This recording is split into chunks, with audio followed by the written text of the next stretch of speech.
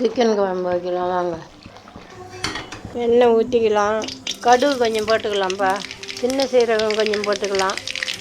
அரைச்ச வெங்காயம், இஞ்சி, பூண்டு சேர்த்துக்கலாம். கருவேப்பிலை கொஞ்சம், அரைச்ச தக்காளியை சேர்த்துக்கலாம்.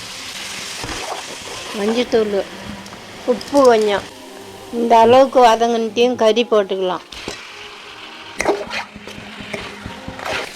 சிக்கன் மசாலா, மல்லித்தூள் கொஞ்சம் சேர்த்துக்கலாம். வீட்டில் அரைச்ச குழம்பு மிளகாத்தூள் 2 கரண்டி சேர்த்துக்கலாம். மூடி போட்டுக்கலாம். கொஞ்சமாக கருவேப்பிலை, கொஞ்சம் கொத்தமல்லி. சிக்கன் குழம்பு கமகமன்னு ரெடி.